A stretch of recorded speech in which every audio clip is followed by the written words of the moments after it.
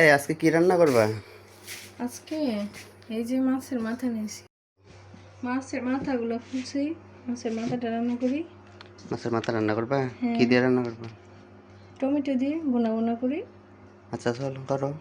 আর এই পেটির মাছগুলো নিয়েছি স্বামীর জন্য, এগুলো ভাজি করে দিব ওরে। আচ্ছা রান্না করো তাইলে। ঠিক আছে।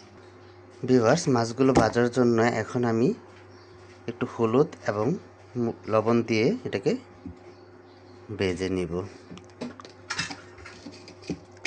তার জন্য হলুদ আর লবণ দিয়ে মাখাচ্ছি। এটাকে ভালোভাবে মাখিয়ে তেলটা গরম হয়ে গেছে, এখন মাছগুলো দিয়ে দিচ্ছি।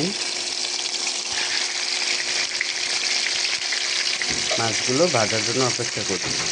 বন্ধুরা, মাছগুলোকে ভালোভাবে উল্টে পাল্টে ভালো করে ভেজে নিয়েছি, এখন রান্না করব। কড়াই বসিয়ে দিয়েছি, দিয়ে দিচ্ছি পেঁয়াজ কুচি।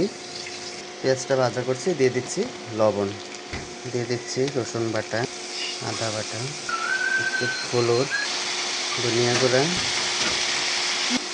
মরিচ গুঁড়া, দিয়ে দিচ্ছি টমেটো কুচি। টমেটো কুচিগুলো দিয়েছি, এটাকে একটু কষিয়ে তারপরে মাছগুলো দিব। কষানো হয়ে গেছে, এখন দিয়ে দেবো মাছগুলো।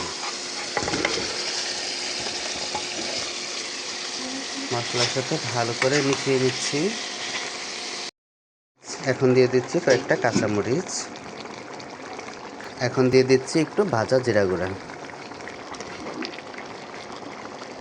রান্নাটা প্রায় হয়ে গেছে, কিছু ধনিয়া পাতা দিয়ে এখন নামিয়ে নিব। এবং আজকে একটু রসা রসা করে রান্না করেছি। দেখুন কতটা সুন্দর হয়েছে।